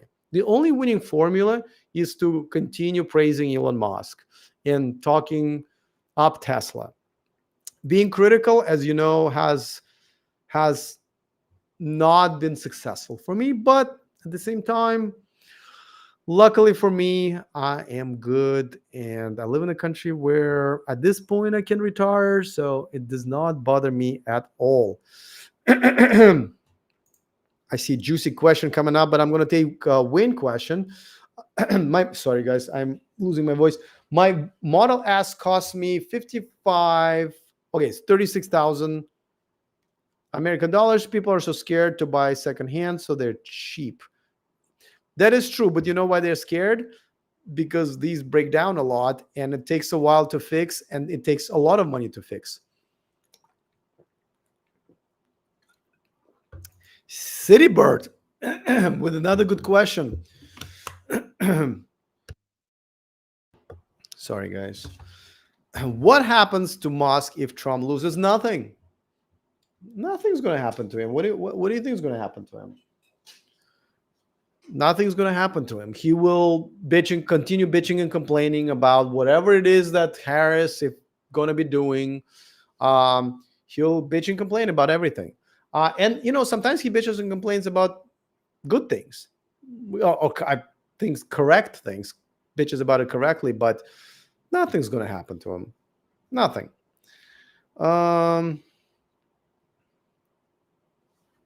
Cityboard, is Kiwi.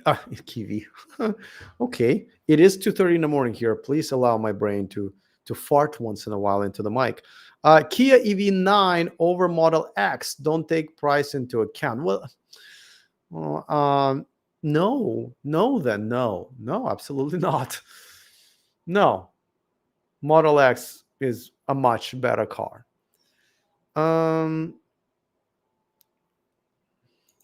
Mr. R, welcome.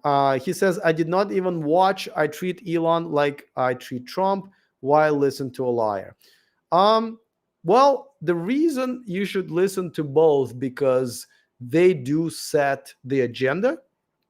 And a lot of times what they say goes, right? If Trump becomes a president, once again, what he says goes. So that's unfortunately why. But I understand. Trust me, I understand. I don't like liars either. You know, but as you know, I'm an independent. I'm really having a hard time right now. Like, I have a ballot, right?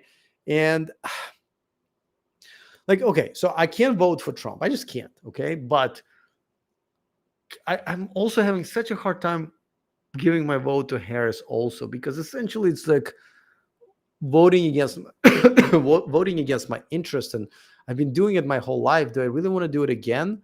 I'm genuinely thinking about just not voting at all this time around, because I'm an independent, and to me, each candidate is bad for America in just two different ways. Toaster says, congratulations on being in a position to retire. You know why I'm in a position to retire? Is because I have stopped spending money on stupid shit when I was in my 30s, and that's why I was able to save some money. And my overall, even in America, my bottom line was quite small, I think. And now that I live in Thailand, like, I don't want to own a car. I I I love Thai food, which is very cheap here. Healthcare here is pretty cheap, so I don't really spend. I don't need Gucci or whatever brand names anymore, And like my laptop is 3 years old, and I don't want to buy a new one. My phone is you cannot even buy a case for this phone because this is a Pixel 6 and they don't sell Pixels here, and therefore accessories. But I think it's now what, Pixel 9, and I don't want to I don't until this dies. So I don't. So because I just kind of I'm so happy with the lifestyle I have. I I don't need that much money, and by my age I'm almost 50. Like, if you live relatively responsible life, and in my case I don't have kids, so I don't have any obligations except for myself. And as a matter of fact, I looked up how much Social Security I would get if I retire at 67, and it's like way more than I need here, way more. So essentially, that means I can just live on my savings and investments and property investments in America until I retire, and then continue, and then I'll have even more money coming in. So, but it's because I honestly, guys, like, I have a 1 bedroom apartment. I love it. I have an amazing view. It's one of the best brands here to rent, but it's still relatively affordable. And yeah, I always said it's not how much you make, it's how much you spend while still being happy, you know? So, but thank you. I did work pretty hard on being able to not needing money. Mr. R says, I did figure out why Elon is pro-Trump. Really? He needs to get the robotaxi approved by the government. FSD will not pass. No, no, no, no, no. The approval is done by the states, right? So DMV in California will approve it for Cal. I remember he even mentioned this at the event, that California and Texas is where they're going to start, because that's where they can get approval. So no, the approval does not come from the federal level. It comes from the states. Elon also needs to make sure Chinese cars are tariffed out of the country. Well, then he should vote for Harris, because it's Biden administration that put the 100% tariff on EVs made in China. So that doesn't make sense either, guys. Sorry. Wayne says, I had a cheap secondhand Leaf for 4 years. This Tesla for 2 years. I drive them like I stole them consistently. A neighbor has failed. Oh, neither has failed. Okay. I had to change the Model S battery fuse, and LHF door handle. You know, like, I'm not big on anecdotes, right? Like, I always give this example. I think I already gave it in my live stream. I'm glad you had and having a good experience, but that doesn't mean that it's a common experience, or the opposite experience is uncommon. Like, I lived in Oakland for a year. That is true. I carried a gun, but I still lived there, and I walked around. I like to walk around at night sometimes for my midnight walk. If I wasn't doing my live stream, I would be walking around right now. And I walked around at 2 o'clock in the morning in Oakland, and I would hang out at places that most people would be a little bit scared to go to. And I've never got stabbed or shot at or, robbed. Does that mean that I should suggest that Oakland is a safe city where you can walk around at night, you can raise children there? No. So just because you had a good experience, and again, kudos and congratulations, that does not at all mean that everybody else will have that experience, right? City Bird, you have asked excellent questions, at least for me. I love answering your questions. Can you please hang out at every stream that I have? Or maybe be my co-host? How long did it take you to get used to the left-hand drive in Thailand? So I don't drive here. Part of moving to another country, and as I'm going to talk about this on a new channel I'm going to have, is making your life better in many ways.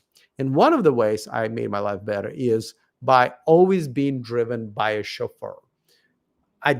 Driving is a chore. It's not pleasant. It's stress inducing.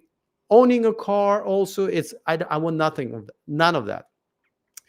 There's many reasons why I chose Bangkok, but one of them is that you don't need to have a car here. Okay. First of all, there's amazing public transportation. The subway and a SkyTrain system is amazing. But when I need to go somewhere in a car, I jump in, I can take a nap, I can talk on the phone, I can whip out my laptop and work here because, Wi-Fi is great and 5G is great here. I can listen to music, whatever. So I always have a private chauffeur. So I have not driven here. However, obviously, when you approach the car, when you cross the street, like my parents, I was born in Russia and then we moved to America, but it was true for both countries. My parents always taught me, if you don't want to die crossing the street, look on the left and look at the right. Well, here it's the other way around. If you want to die, go look at the left first, and then that's how you're going to hit, right? So you kind of have to get used to that. It is a thing, right? Because you've been doing this your whole life, and now you have to change it.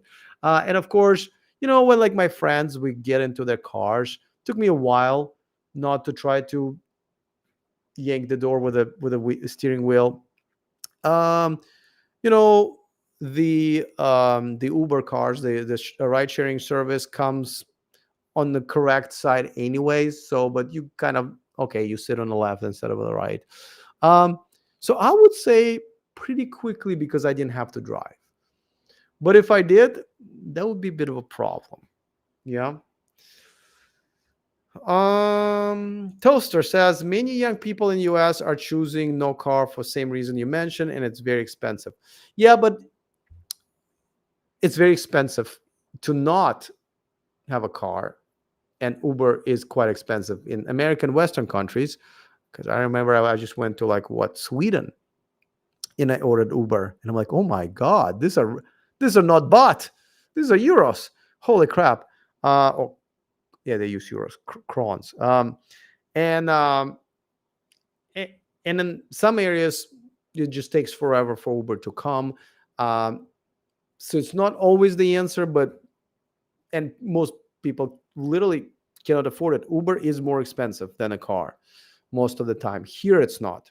But again, very different world here.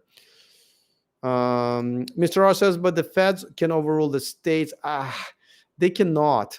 They cannot overrule states. Control their road systems and DMV and driving and all that stuff. Think of it as abortions. Different state from state. I want Tesla to succeed, but I also think Elon has run his course and is hurting the EV industry. He's hurting Tesla and the EV industry. I agree. Hell, look at the truck and every interior damn near. Oh, Jesus Christ. Cityberg has another great question. I don't have a good answer, obviously. Nobody does. Will they write a LiDAR requirement into level 5 autonomy legislation? This is a great question because I never thought about it. There's no answer, but it is not out of the realm of possibilities because they can say, listen, if you want us to approve, you would have to do this. Now, it is unlikely because from what I understand, and regulations are still being created for this, right?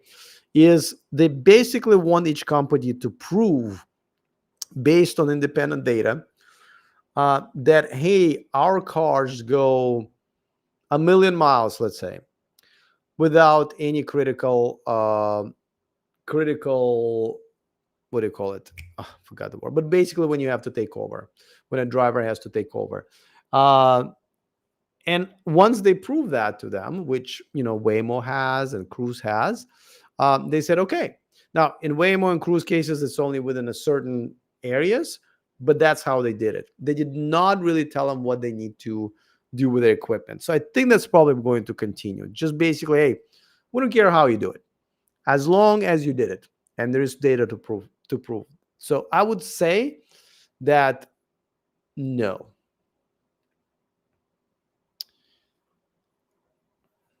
Yes, Melody of 1974. You're joining us later. Maybe you just started talking just in time for me to lose my voice.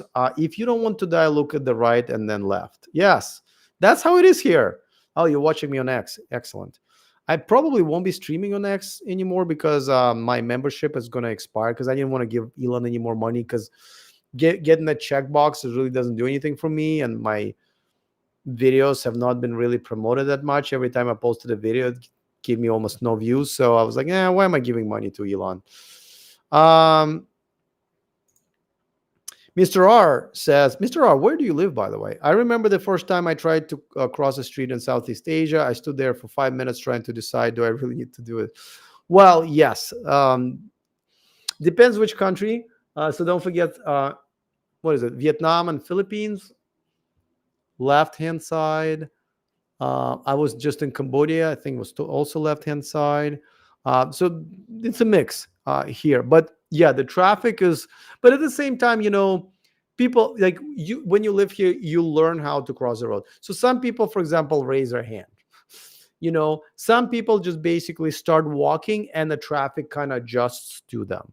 As long as you keep walking like in the same speed, people are nice here. People are nice here. Nobody wants to yell at you or honk at you. They know, like, listen, they're crossing the street. Just wait 2 seconds, right? There's no like, oh, it's my right. See, there's a green light there. No, people like, here it's called sabay sabay, like kind of like whatever. Like, hey, you need to cross the street. You're probably in a hurry. I'll spare 2 seconds for another human being. And everybody's like that here pretty much, except for foreigners, especially British foreigners. Holy crap, those people are insane, I got to tell you. Wayne says, I appreciate the answer, but I meet EV drivers every day. No one has complained to me about anything on any of them. I speak to everyone I meet. P.S. Many Austrians carry guns. I haven't been shot yet.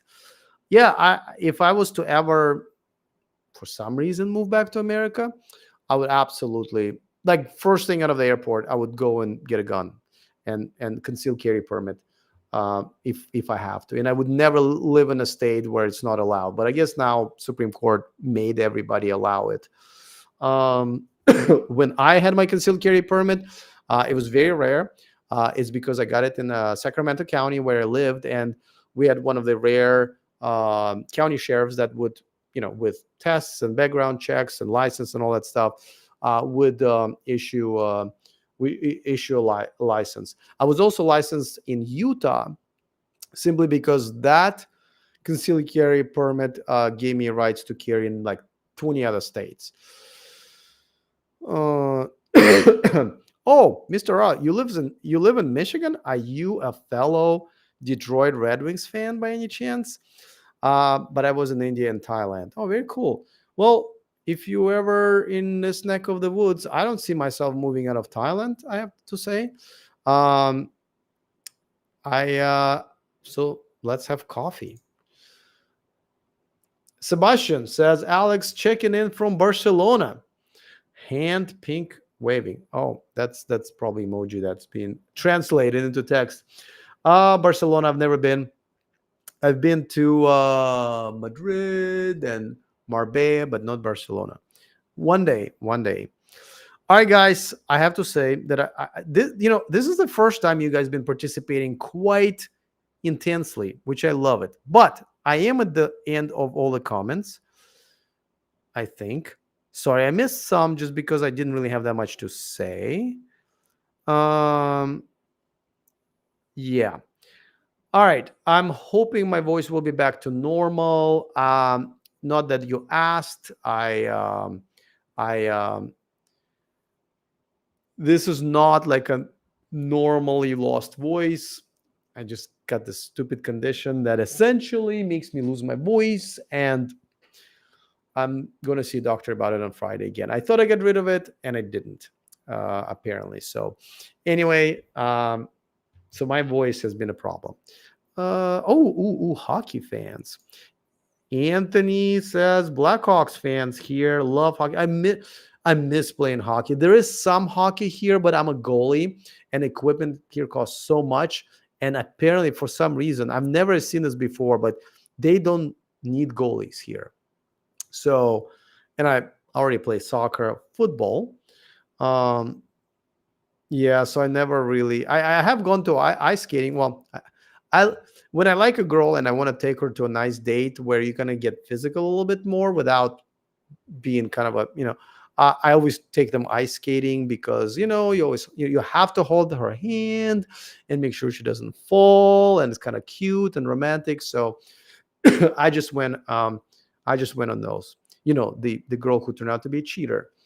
All right. What are your thoughts on Utah hockey team? I don't have any thoughts. I mean, I don't know why we need to expand NHL more and more. The more you expand, the less rivalries you have. And I like rivalries, right?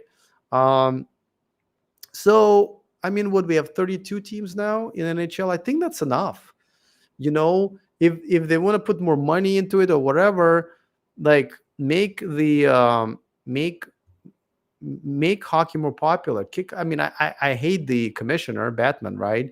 So get rid of him and put somebody else in charge who actually cares about the game and fans and not just about the money. Melody of 1974. I am too a Red Wings fan from way back in the day. Yes. Well, I'm redder than you because I'm from Russia, and the reason I started rooting for the Detroit Red Wings was because, sorry guys, but I have to do this to you because I'm losing my voice. Sorry, I'll mute my. Good stuff. And also here we have so many drugs that America doesn't have. So legal drugs, illegal are still the same. Yeah. So I was originally from Russia. That's why, because of Russian 5, I started following Detroit Red Wings. My neighbor in California was a Detroit Red Wings fan as well because he was from Detroit. He took me to my first game when Red Wings came to the Shark Tank. We're playing the San Jose Sharks. That's where I've learned what it's like to be booed by 5,000 people at the same time, wearing a visiting jersey. And I guess that's where I got my training for being a YouTuber and not being upset by people trying to cancel me or all the rude comments and all that stuff. So Mr. Ross says, I'm a fan of anything Michigan team, sir. Well, I'm cautiously excited about the new season that just started with the Red Wings. I mean, it's insane to have Patrick Kane and Tarasenko on the team, right? And the new guys are finally amazing. We probably got one of the best defensemen in the league, but oh man, I mean, if we don't make playoffs this year, I'm gonna start crying. Let's see. That champ says, I really feel that Trump will remove any barriers for Elon and give him anything he asked for. Well, don't forget, if Trump becomes president, just like last time he was president, he can't do much unless he controls both houses. And even when he did, he didn't do much except for the Supreme Court. But, so what is it?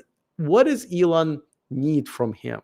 Like, think about it. The only thing that I think about government contracts for SpaceX, but he gets them anyway. I honestly think Elon just became very just as a rich billionaire who had to overcome a lot.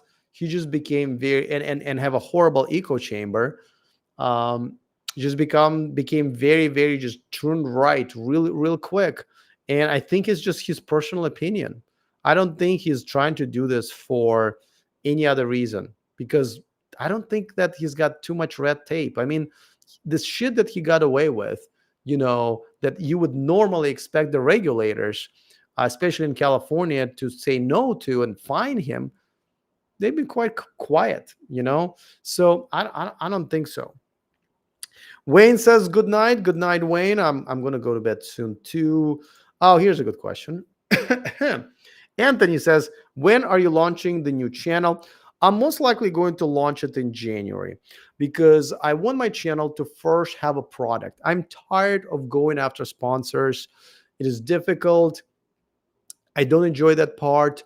I don't enjoy being dependent on other companies, especially who I talk to.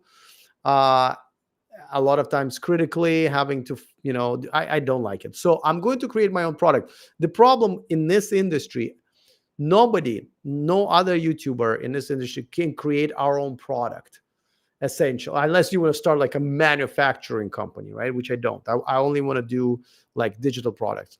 So I can't. But in the new channel, which was going to be about Western men moving to more traditional countries, um, talking about men's rights in America, and talking about feminism, how it's kind of destroyed essentially dating. Um, I want to have a product first. And my product is going to be a fully complete guide that I feel like I'm one of the very few people can put together of how to move from a Western country into a country of your choice, and how to choose that country if you're looking essentially to get married to a traditional uh, um, girl and start a traditional family, or as we used to call it, a girl and a family. Um, so I'm going to put that product together. I'm putting a lot of effort into it. I want it to be 100% complete, from why you need to go to how to pick a new country, to how to prepare, how to wind down your life,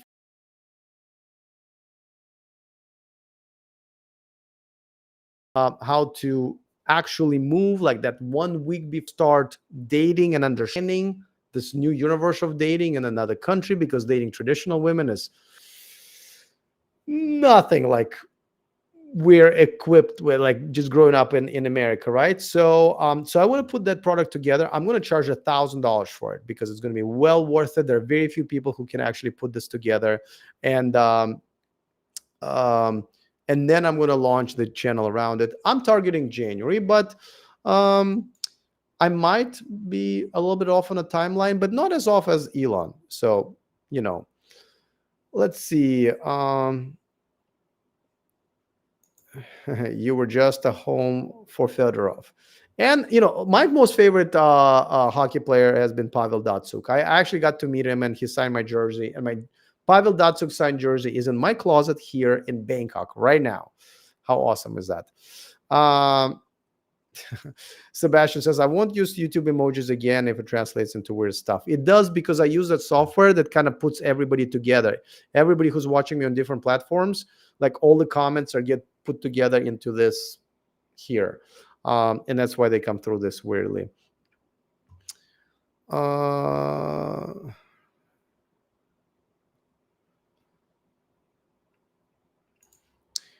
Biden hates Elon, so he chose the other. Why do you think Biden hates Elon? Biden is for unions, just like any Democratic president, because that's where their support comes from. And Elon hates unions. I agree with Elon, by the way, on unions, but that's the only thing I can think of. What else Biden hates Elon for? It's not even like personal, you know. So well, Anthony says, let's start a funny t-shirt collection I can help design. Or I have funny t-shirts, right? Here's one. And I have a bunch of them in my store. Nobody wants to buy it, but I think my funniest one says, oh,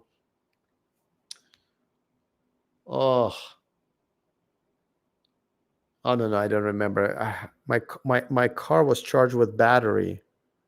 No. I'm gonna screw it up. And plus, it's so late here. My brain's not working. But Mr. R says, look for gadget sponsors related for anything travel. Yeah, but the thing is, here's the thing. If you sell gadgets, then they're not going to pay you much, because there's only so many you can sell. If you sell solar installations or cars, then they can pay you more. Also, bigger companies, they will pay you to do branding, right? Branding deals, where the companies who have sell gadgets, you need to like be their sales guy and selling in large numbers. And I just don't do that. I can do branding. That's most of my deals were branding deals, but I just don't want to be someone's sales guy.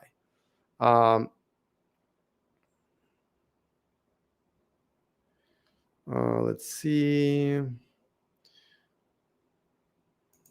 Mr. R says, some industry really need unions. I never want to work in one, but it is a need. It's a whole different discussion, and I'm willing to concede a lot. But generally speaking, I'm from the Soviet Union, and I can tell you, unions, generally speaking, Unions and capitalism doesn't mix.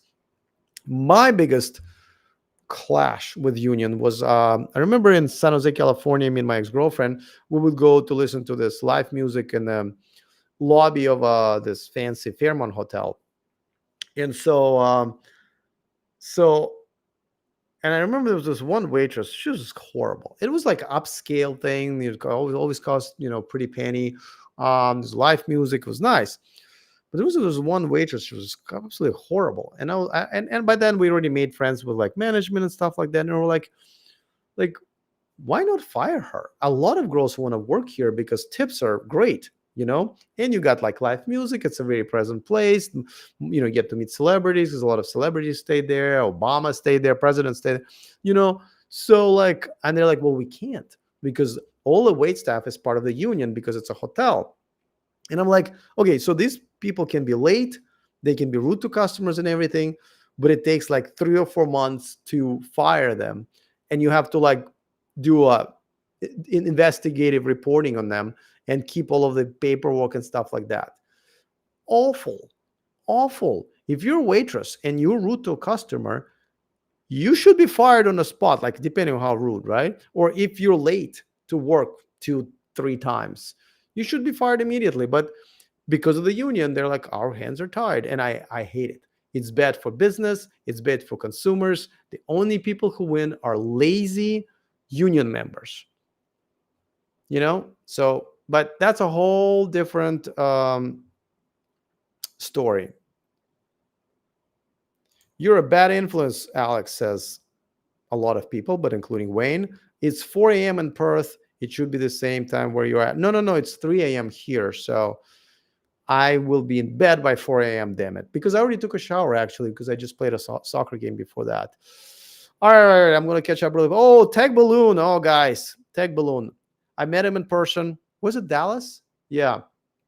A great channel. Excellent young man here. Will be very successful. If you just want to hear like cool gadgets and cool cutting edge tech that's coming out, subscribe to his either YouTube channel or his TikTok. Excellent. I'm a viewer myself. All right. What are your thoughts on e-fuels and their threat to EVs? I don't think they are a threat to the EVs. I don't like. They're not even on the map. EVs already won. I mean, battery powered EVs. EVs will be EVs, right? But the e-fuel could be different. Hydrogen is pretty much the only one that still kind of fighting for some reason, But yeah, sorry, that's just very simple answer. That, and because it's very late and my voice is shot. Citybird, thoughts on the new Macan EV? I think Porsche has made one of the worst electric vehicles recently in Taycan by managing to jam the worst part of any car, which is a transmission. Hopefully Macan does better, but no thoughts yet. It's a Porsche, and I think Porsche drivers should figure out if that's a Porsche worth buying. But I think it will do fun. Polestar 3 Macan EV. I'm not a fan of Porsche. I am a fan of Polestar, especially because it uses Google operating system, Android. But if you're looking for performance or other things, or just want to be fancy, then Porsche might be a better choice for you. Sorry, I'm kind of jamming through it. Biden hates Elon because he supports Trump. So they say, oh, well, now, yes, but I thought from before. Mr. R, I agree with you. Extreme capitalism and union behavior is bad, but I'm just not pro-union. Sorry.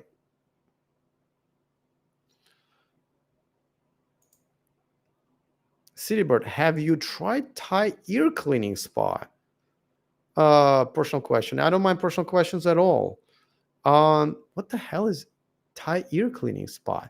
Is it different than American or Filipino ear cleaning spa?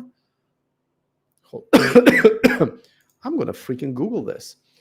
Ear cleaning spa near me. Who are you, by the way? You've been awesome tonight. You guys all been awesome, but one of the spa by booking only. my God, there are such a thing. Book online ear spa services, and it's close to me. What? Oh, okay, you know what? I'm going. You've just taught me something about life. I am going now. I clean my own ears, and honestly, I think I'm pretty good at it because I still have my hearing. Does it? I also trim my ear hair. Okay, I'm gonna ear cleaning service. One of my best Thai friend here, she is a very, very high so girl. And even she did not mention it. All right, wait, where? I just lost you guys here. Yeah, okay. So the answer is, sorry, I lost you guys. I have not tried it, but I freaking will. Yes, thank you. Sebastian says, I met Tom Malogny in Barcelona airport after he tested the electric Toyota.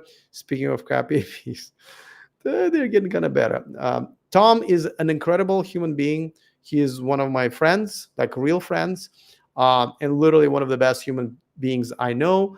One of the best, if not the best, electric car journalist, and definitely the best electric car charging journalist for sure. He is awesome. See, unions are the only reason why the so-called average Americans make as much as they do. This is why I am for them. This is such a philosophical question. It really depends on your philosophy, because I can also say, well, in capitalism, that shouldn't be happening, right?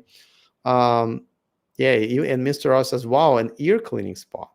I mean, honestly, guys, and don't quote me on this, but you can get anything here in Bangkok. It is an amazing place.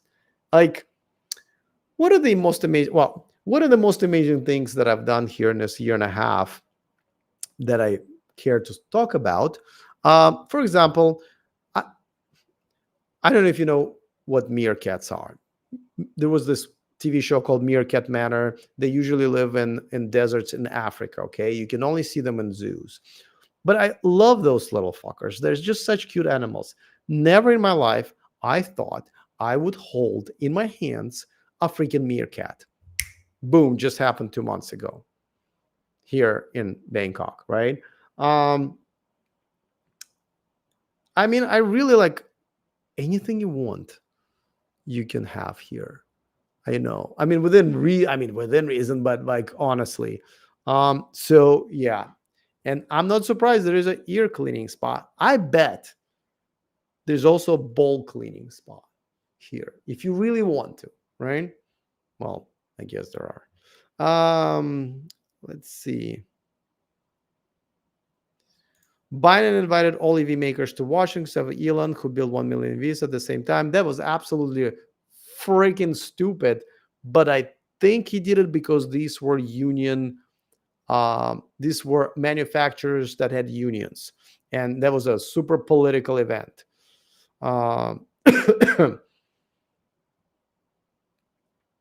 Okay, guys. All right, I gotta go. Honestly, I'm having more fun than I've had in a while with this live stream. Last couple of live streams were kind of dead. Nobody wanted to talk, and all of a sudden, you guys want to talk when I was hoping to just get in here for 30 minutes, lose my voice really quick, and go to bed. But no, you guys want to actually have fun. All right. Okay. All right. Okay. No more question. I can't answer it because I do have to have a day where I need to speak tomorrow. So thank you. Mr. I'm not even going to bring it on the screen. Thank you for hanging out with me. Thank you for the super chats. Please come back, all of you guys, next Wednesday. I'm trying to do it next Wednesday, 1 a.m. my time. So right now it's 3 a.m. So you do your calculations. I'm hoping my voice will hold up next week better. And hopefully we'll have good subjects to talk to, because obviously Tesla Robotaxi event was something that was fun to talk about. I hope I gave you an interesting view on the event that you haven't heard over the last week since the event. So anyway, thank you for hanging out, guys. This is so much fun. As you know, I've been only doing this live streams for now because I'm working on another channel. And but this is definitely a great part of my week. All right, I will see you guys all next week, hopefully right here, Wednesday. Well, it's Thursday 1 a.m. my time, so it's Wednesday, I think, noon California time. Figure it out. And of course, as always, remember to stay charged.